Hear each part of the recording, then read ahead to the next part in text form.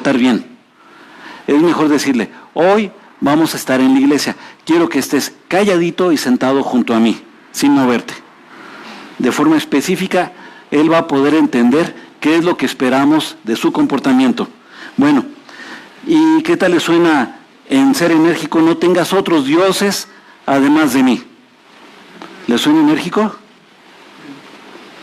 O no tendré por inocente a quien se atreva a usar mi nombre en falso. ¿Les parece enérgico? ¿O qué tal para ser conciso? Yo soy el Señor tu Dios.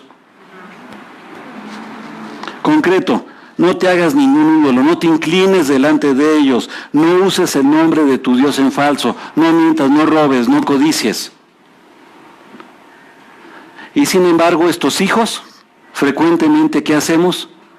También como que se derriten nuestras orejitas y no, hacemos y queremos hacer nuestra voluntad, cueste lo que cueste. Dios nos dice no mates y hay ladrones, nos dice no adulteres y hay adulterios, nos dice no mientas y se miente. El día de hoy vamos a ver un tema muy, muy controversial que en muchas iglesias no se acostumbra a tocar, desgraciadamente, y normalmente es un tema espinoso porque no nos gusta. Y ese tema es el infierno. Hay muchos malentendidos sobre qué es el infierno. Y digo, yo la verdad lo acepto, yo al igual que ustedes estoy en este viaje de profundizar en Dios, y yo les quiero compartir lo que Dios me habla a mí, pero quien les tiene que hablar a ustedes en su corazón no es el pastor de la iglesia, es Dios mismo. Entonces, les pido por favor que ahorita para esto vamos a seguir nuestras Biblias. Tienen Biblias, sáquenlas por favor en su teléfono. Si les resulta más cómodo en libro, alcen su manita y Carlos les va a pasar una Biblia. En teléfono hay una aplicación buenísima que se llama YouVersion. You de tú y versión, tu versión.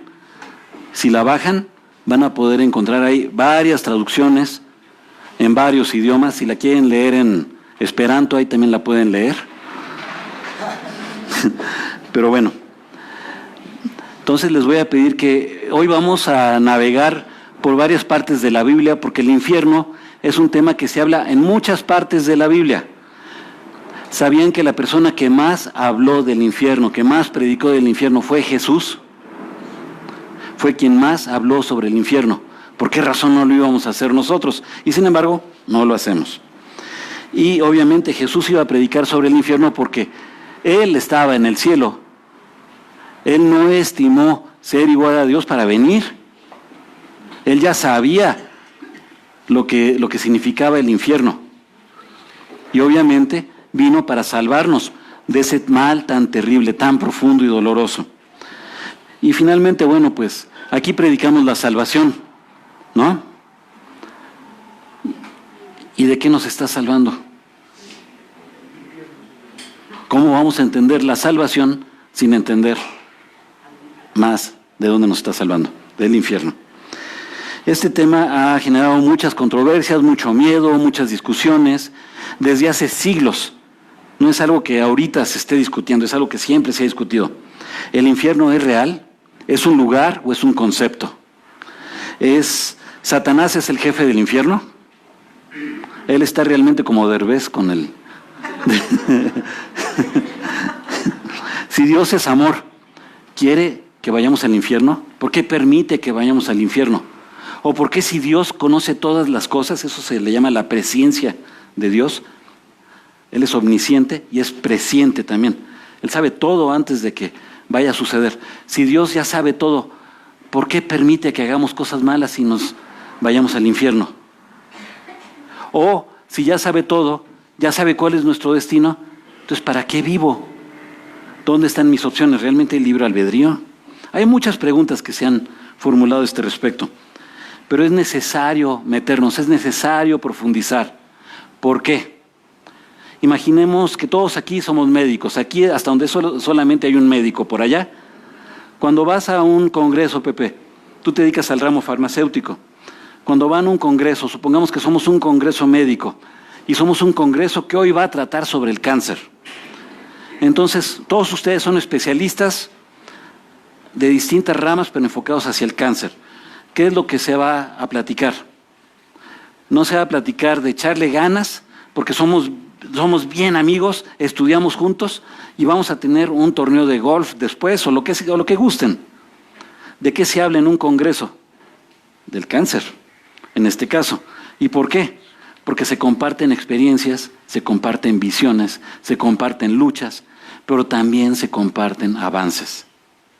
Y al conocer esta enfermedad, sabemos cómo no llegar a ella, sabemos cómo curarla, sabemos cómo evitarla antes de que llegue. Y no solamente eso. Por ejemplo, el que está enfermo de cáncer, se habla sobre cómo extirpar ese cáncer. Y en la iglesia decimos, cree en el Señor Jesús y serás salvo tú y tu casa. O creemos también en el Congreso de que no quieres que se enferme y le dices, no fumes. Pero aquí Dios nos dice, no peques. Tenemos que entender lo que está mal para evitarlo, para no llegar a ello y hacer lo bueno ante Dios. Y el infierno es un tema obligado en este caminar. En C3 abordamos la verdad. Queremos abordar la verdad. Es nuestro compromiso proclamar la verdad.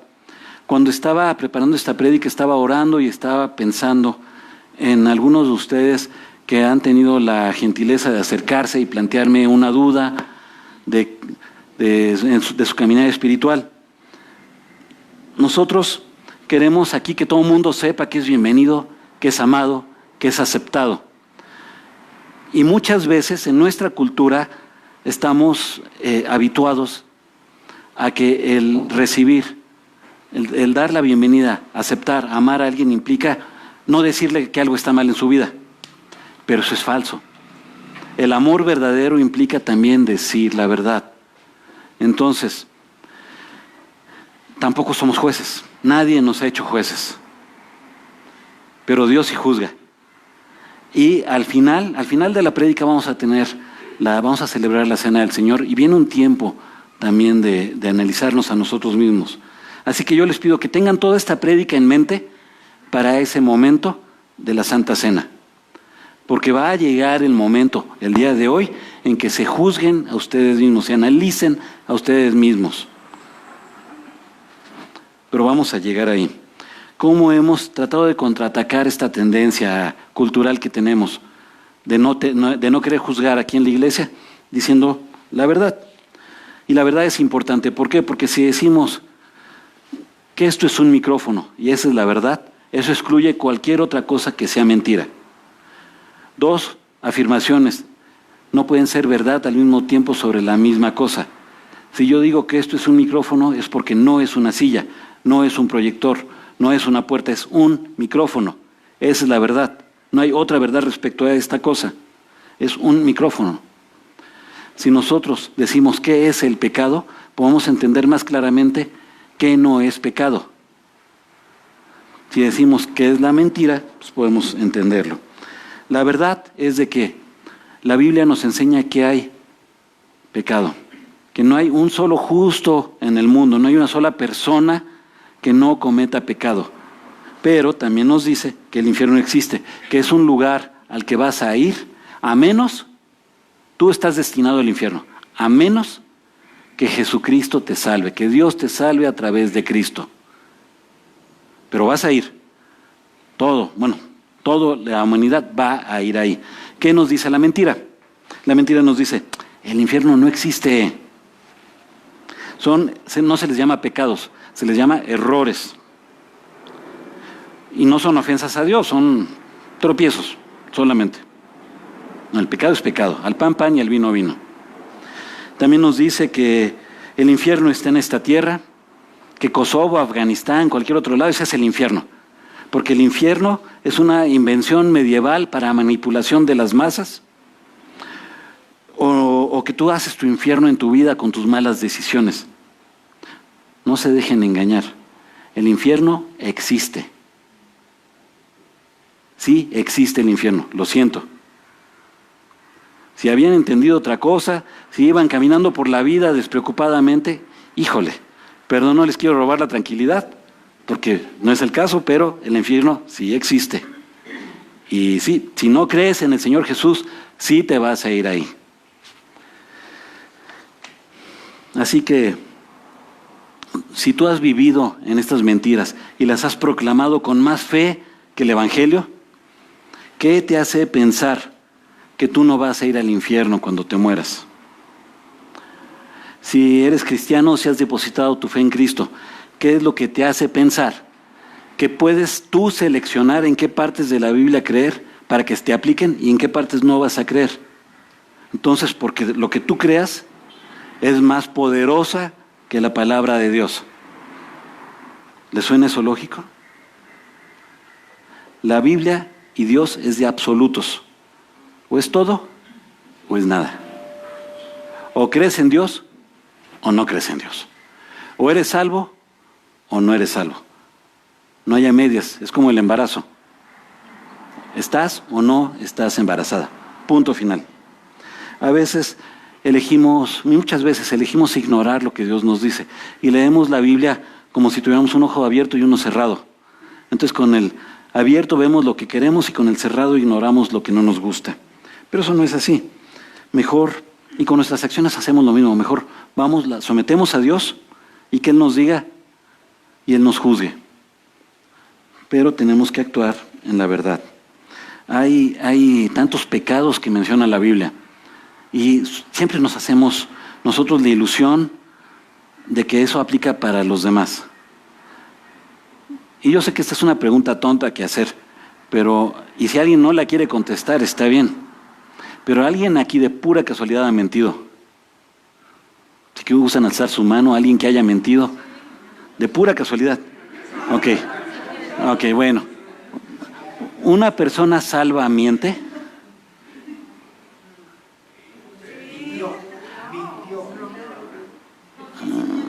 Ahora bien, ¿un adúltero es salvo? ¿Qué piensan ustedes así? ¿Su primera respuesta cuál sería? Que no. No, bueno, alguien que viene a la iglesia y de pronto es adúltero, ¿esa persona es salva o no es salva? Ok. Nuestra respuesta, seamos honestos, nuestra respuesta es pensar, no es salvo, no da frutos de arrepentimiento. ¿Quién nos hizo jueces? ¿Quién te hizo juez para decir qué pecado es aceptable y cuál es inaceptable? Pero no, nos gusta a nosotros ser los jueces. Y entonces nuestra voz prevalece sobre la Biblia, nuestra opinión es mejor que la de Dios. Y en el infierno es muy, muy parecido lo que sucede, muy parecido. ¿Qué es el infierno? ¿Cómo es el infierno? A ver, les voy a pedir si me apoyan. Por favor, ¿quién me ayuda a leer? Mire, Mateo 5:22. A ver, Ara, Mateo 10:28. ¿Tu nombre, brother? Gerardo. Mateo 13, por favor, ahorita te digo los versículos. Carlos, ¿puedes leer Mateo 25? Ahorita te... Oh, bueno. Katy, Mateo 25, por favor. ¿Quién más quiere leer? Jennifer. Apocalipsis 20:10 y Segunda de Pedro. ¿Quién quiere leer algo de Segunda de Pedro? Ya vas. A ver, entonces les pido por favor a los que ahorita les tocó leer, si se ponen de pie y lo leen pero muy fuerte, porque ustedes no traen micrófono. Entonces les pido ahorita conforme les vaya diciendo, por favor se paran y lo leen en voz muy alta. ¿Segunda de Pedro qué? Ahorita te digo. Mateo 5:22.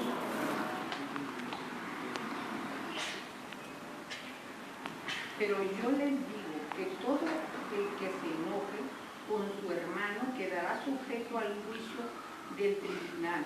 Es más, cualquiera que insulte a su hermano queda sujeto al juicio del consejo, y cualquiera que lo maldiga quedará sujeto al fuego del infierno. Sopas. ¿Al qué? Al fuego del infierno. Mateo 10:28. No teman a los que matan el cuerpo, pero no pueden matar el alma.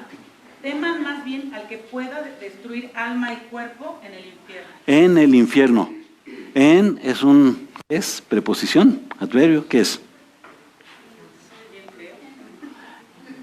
Indica que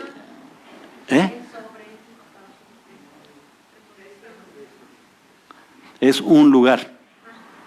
Bueno, en es una preposición, pero significa que en el infierno se refiere a que es un lugar donde hay destrucción. Por favor, Gerardo, Mateo, la que tú gustas. Mateo 13, 40, 42.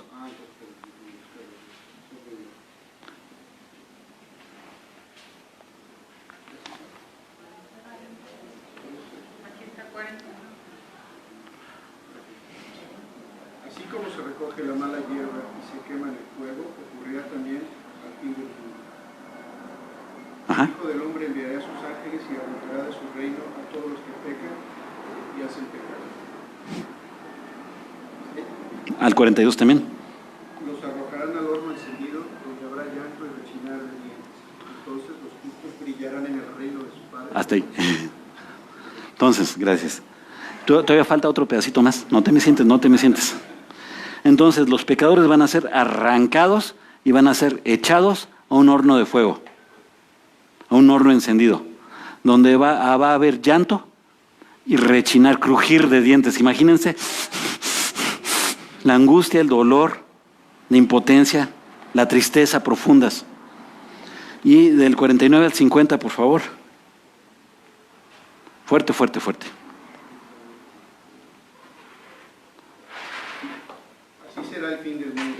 Vendrán los ángeles y apartarán de los justos a los malvados, y los arrojarán al horno encendido, donde habrá llanto y rechinar de dientes. Ok, en el fin del mundo así será. Mateo 25, gracias. Mateo 25, ¿quién lo tiene? Katy. 41, por favor, y después el 46.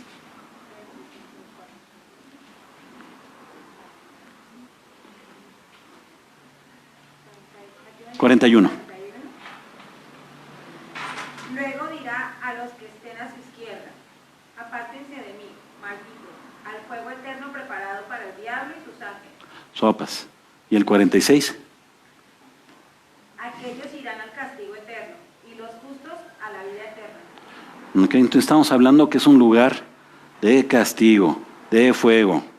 Apocalipsis 20, 10, por favor. El diablo que los había engañado será arrojado al lago de fuego y azufre, donde también habrán sido arrojados la bestia y el falso profeta. Allí serán atormentados día y noche por los siglos de los siglos. Y segunda de Pedro 2, 4. Y después el 9, por favor.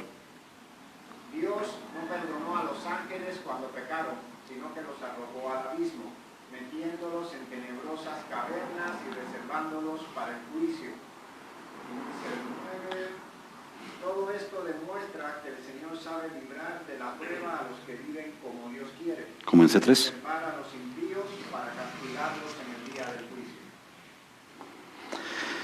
Entonces vemos, el infierno es un lugar, hay fuego, hay destrucción, es un horno encendido, hay llanto, hay crujir de dientes, hay azufre, hay tormento, son tenebrosas cavernas. Hay muchas descripciones del infierno. Personalmente, a mí la que más me agrada es segunda de Tesalonicenses 1, 6 a 9. Si gustan, por favor, buscarlo todos. Segunda de Tesalonicenses 1, 6 al 9. ¿Lo tenemos?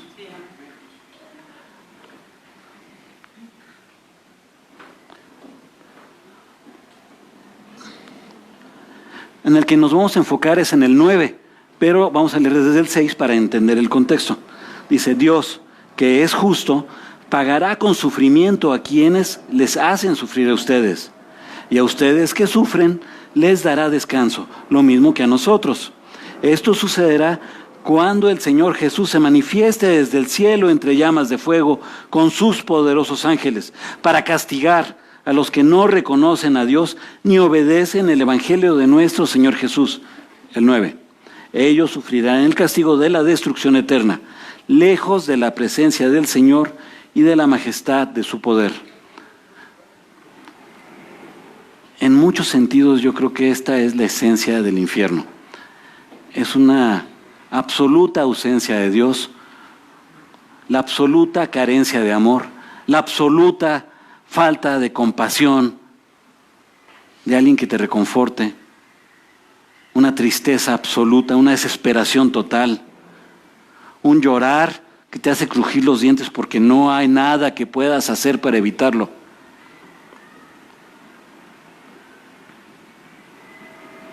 ¿Se imaginan un lugar así?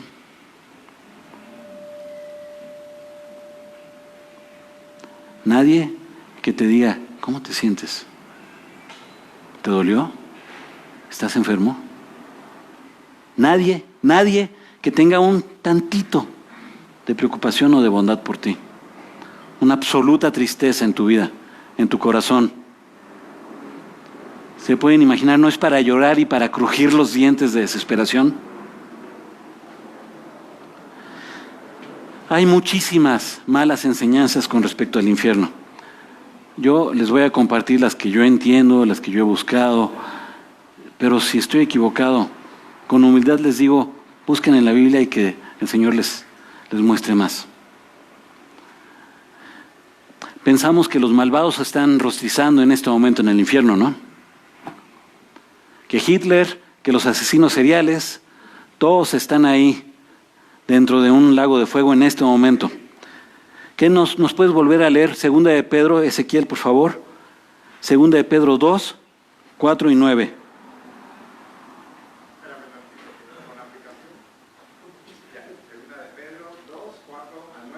4 y 9.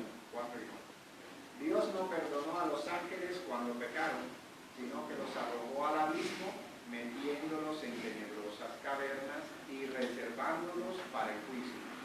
Y dice el 9, todo esto demuestra que el Señor sabe librar de la prueba a los que viven como Dios quiere y reservar a los impíos para castigarlos en el día del juicio. Ok. ¿Dónde están en este momento? ¿Están reservados para el juicio o están en el infierno en este momento? En Juan 12, 47 a 50 nos dice, si alguno, y esto lo dijo Jesús, nuestro Señor Jesucristo dijo estas palabras, en Juan 12, 47 a 50, si alguno escucha mis palabras, pero no las obedece, no seré yo quien lo juzgue, pues no vine a juzgar al mundo, sino a salvarlo. El que me rechaza y no acepta mis palabras, tiene quien lo juzgue. La palabra que yo he proclamado lo condenará en el día final. Yo no he hablado por mi propia cuenta. El Padre que me envió me ordenó qué decir y cómo decirlo. Y sé muy bien que su mandato es vida eterna. Así que todo lo que digo es lo que el Padre me ha ordenado decir. Serán condenados en el día final. ¿Y dónde están los pecadores muertos en este momento entonces? En sus tumbas. Están en sus tumbas. Juan 5, 28 y 29, si lo gustan buscar, por favor. Juan 5, 28 y 29 nos dice dónde están los muertos en este momento. Juan 5, el anterior fue Juan 12, 47, 50. Y ahorita Juan 5, 28 y 29. ¿Dónde están los muertos pecadores, los impíos pecadores? ¿Dónde están en este momento? Dice así, no se asombren de esto, porque viene la hora en que todos los que están en los sepulcros oirán su voz y saldrán de allí. Llegará la hora. Los que han hecho el bien resucitarán para tener vida, pero los que han practicado el mal resucitarán para ser juzgados. Los muertos, unos resucitarán para vida eterna y los otros para el juicio, para la muerte segunda. Esto lo dice la palabra. Lo dijo Jesús, de hecho. ¿Cómo castiga Dios el pecado? Con la muerte. La paga del pecado es muerte. También sabemos que cuando el deseo ha concebido, engendra el pecado, y el pecado, una vez consumado, da a luz la muerte. Porque tanto amó Dios al mundo, que ha dado a su Hijo unigénito, para que todo que en Él cree no se pierda, es decir, no se muera, sino que tenga vida eterna. Los malos no son inmortales. El impío no es inmortal, no tiene vida eterna. El impío, el pecador, va a la muerte, a la destrucción, a ser aniquilado por completo, a que no quede ni el recuerdo de él. ¿Qué reciben los impíos en el infierno entonces? Apocalipsis 21:8. Sara, por favor, ¿lo puedes leer? Apocalipsis 21:8.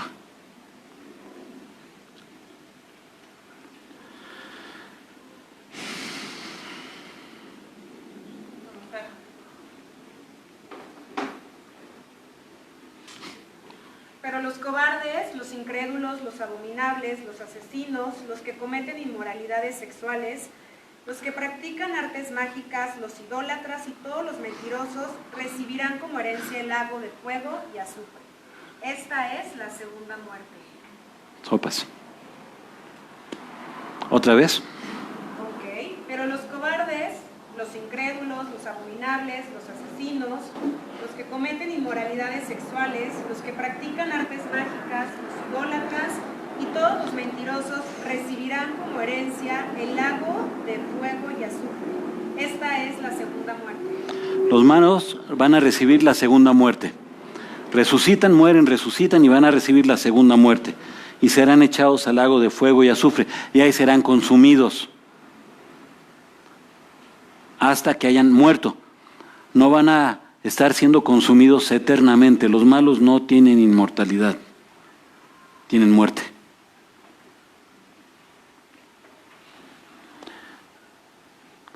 Cuando Adán y Eva estaban en el jardín del Edén, ¿se acuerdan que había dos árboles?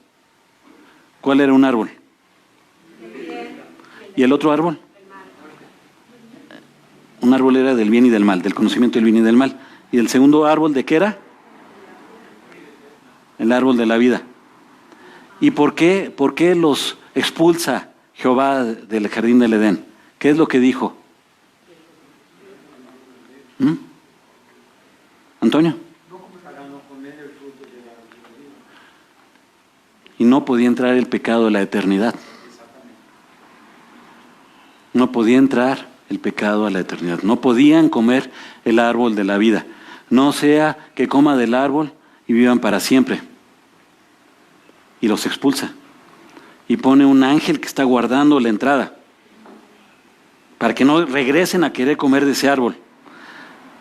Porque el malvado, tiene un fin y es la muerte. ¿Lo habían visto así antes?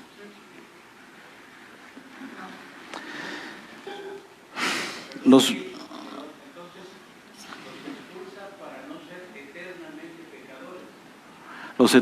expulsa para que no vivan para siempre, serían eternamente pecadores. En un sentido sí, pero el pecado no puede estar en la eternidad. Toda la Biblia está enlazada, absolutamente toda. No hay nada de mentira en esto.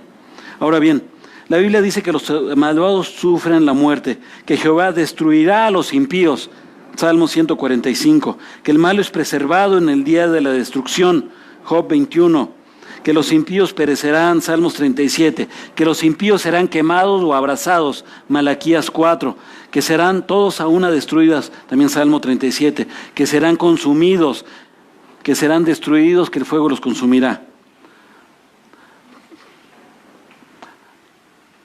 El impío va a morir. Y otra mentirota. ¿Quién está a cargo del infierno? ¿A poco Dios puso un anuncio en OCC, se solicita verdugo experimentado, malvado y que tenga un tenedor grandote? Se prefieren los cuernos y la cola, ¿no? Es una mentira. Dios no lo hizo a él rey de un lugar llamado infierno. Él será muerto, él será destruido con sus ángeles, junto con la bestia y el falso profeta. Todos ellos serán destruidos. Y tiene mucho sentido cuando piensan en Apocalipsis. que habrá un cielo nuevo y una tierra nueva, donde todas las primeras cosas habrán pasado, también el infierno, donde no habrá pecado. Todo tiene sentido. ¿Qué papel juega el libre albedrío? Ese es tema de otra prédica. Pero luego lo platicamos. Gracias, Carlos. Aquí, yo quisiera que cada uno de ustedes nos juzguemos. Cada uno de ustedes nos analicemos. Y pensemos si estamos obedeciendo la palabra de Dios. Pensemos si somos esos impíos, somos esos pecadores, somos esos inmorales, somos esos mentirosos. Si hemos cometido todos estos pecados, también podemos recordar que si confesamos nuestros pecados, Dios, que es fiel y justo, nos perdonará y nos limpiará de toda maldad. Así que debemos tener esto en cuenta. Les dejo, por favor, a Rick para que nos guíe en la Santa Cena.